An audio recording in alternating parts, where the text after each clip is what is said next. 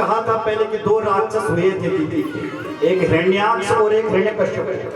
तो भगवान ने जब हिरण्याक्ष का उद्धार किया तो उसका भाई जो हिरण्यकश्यप था वो भगवान का कट्टर दुश्मन बन गया। उसने एक बहुत बड़े पर्वत में जाकर के भगवान ये ब्रह्मा जी की कठोर तपस्या की। ब्रह्मा जी प्रकट हो गए और बोल पड़े, बेटा वरदान मांगो, क्या चाहिए।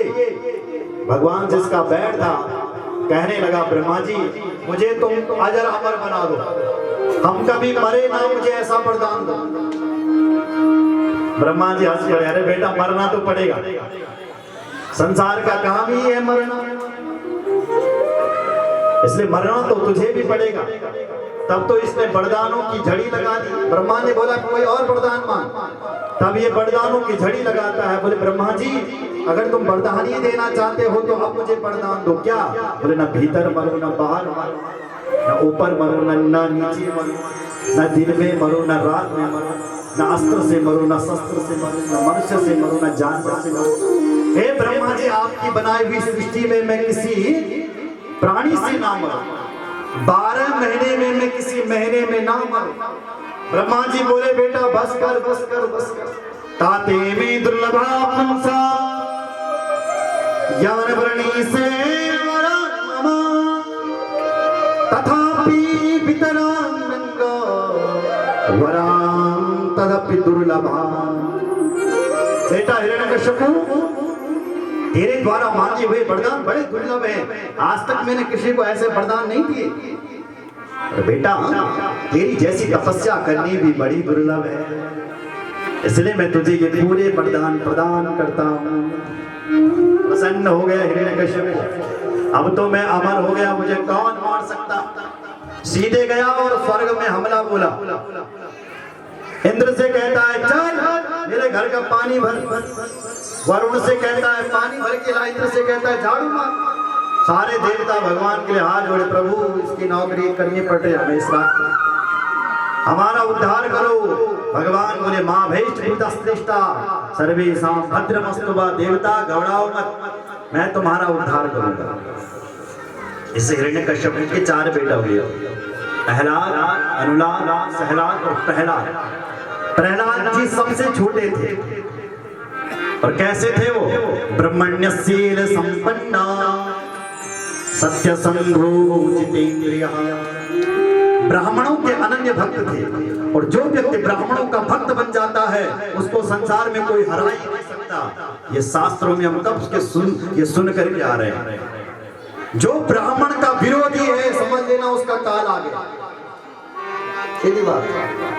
जो ब्राह्मणों का भक्त है समझ लेना उसकी विजय है। ये ब्राह्मण भक्त था, पर इस प्रहलाद को एक ग्रह लग गया था महाराज। कौन सा ग्रह? कृष्ण ग्रह गृहीतात्मा नवेदा जगदीदृशम। कृष्ण ग्रह लग गया था इसको। कृष्ण मतलब काला, और काला रंग जिस पर पड़ जाए फिर तुम कितनी भी कोशिश करो फिर काला रंग हटने वाला नहीं है। कृष्ण रूपी काला ग्रह लग गया था। ये हमारे जो 9 ग्रह हैं इनकी तो शांति हो जाती है, और ये जो कृष्ण रूपी ये ग्रह है ये जिसको लग जाता है तो इसकी कोई शांति नहीं। अच्छा महाराज इस ग्रह के लक्षण क्या होते हैं? तो लक्षण बताएं भागवत में। क्या लक्षण है कृष्ण ग्रह के?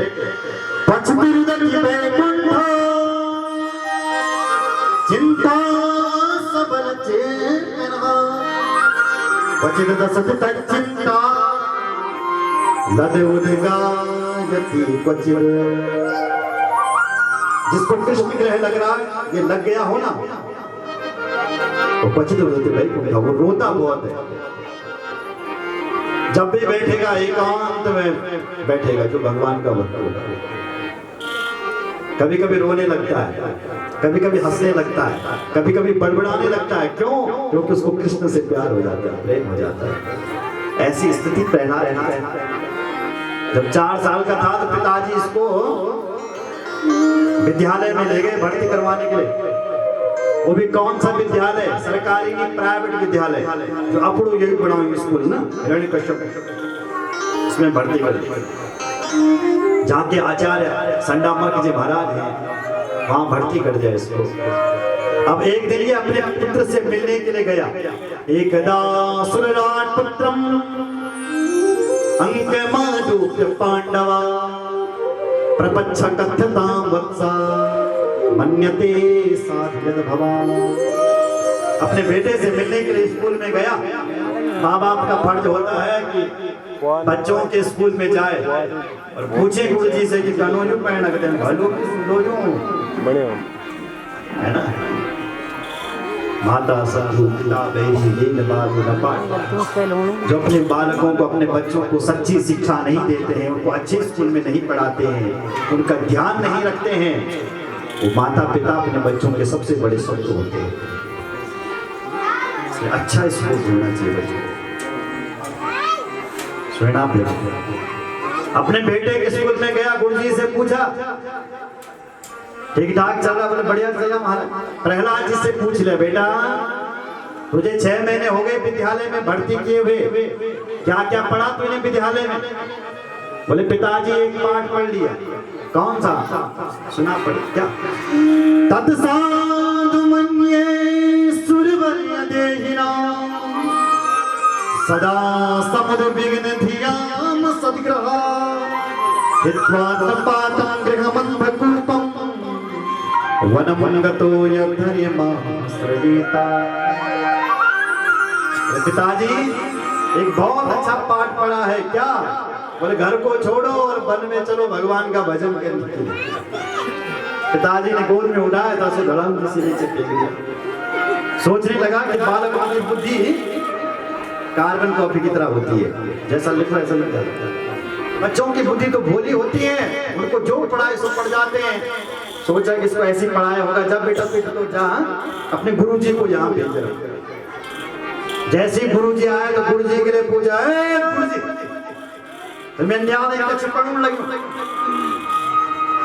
गुरुजी बोला, सरकार आपने जो शिक्षा नीति निर्धारित की है वही पढ़ा रहा। हिरण्यकश्यप को बोला, झूठ कह रहा है, मेरा बालक कह रहा है कि तू घर से भाग और हरि का भजन कर। क्या यही सिखाने के लिए क्या मैं तेरे आश्रम में अपने बेटे को भेजा है? सरकार मैंने तो ऐसा एक भी पाठ नहीं पढ़ा है। हमारे यहाँ तो जो दैत्यों की नीति है, छल कपट वाली, वही पढ़ाई जाती है। तो मेरा बेटा ये कहां से सीख गया? और इसका मतलब यह है कि विष्णु का कोई दूत है, वो तुम्हारे आश्रम में रहता है और मेरे बेटे को उटपटांग बातें सिखा रहा है। मुझे हाथ जोड़ बोले, महाराज गलती हो गई, देखते हैं जरा कौन सिखा रहा है हमारे को। ये गुरु नहीं, ये राज सेवक। इसके लिए लिखा है सदीनो राज सेवक। मास्टर, यू मास्टर क्या चाहिए? जोर से बला। एक तो गुरु जी होता है और एक मास्टर जी होता है। गुरु कौन है? जो अपने शिष्य को जो शास्त्र की शिक्षा है वो देता है। और मास्टर कौन है? मासी मासी तर्रायती मास्टर। तनख्वाह 1 तारीख कब आएगी, तनख्वाह कब मिलेगी, एक नोचन मास्टर। और गुरु तो वो है जो धर्म की गद्दी पर बैठ करके शिष्य का मार्गदर्शन करता है, उसके अज्ञान को दूर करता है। ये तो मास्टर है। मास्टर का जो पैसों में काम कर लगे, मासी के लिए काम कर रहा है, अब मिलेगी तनख्वाह। तो जैसे इन्होंने कह दिया कि यही पढ़ाना है, जैसे कि सरकार ने कह दिया गाँव में गणेश पढ़ाना बंद कर दो, संप्रदाय तो फैल सकती है, गणेश को पूछ सकते हैं लोग। बोले क्या पढ़ाएं? बोले गाँव में गधा। अब गधा पढ़ो और मन में बुराई। वही हाल ये मास्टर। समय बीता महाराज। एक दिन गुरुजी इसको घर में लिया।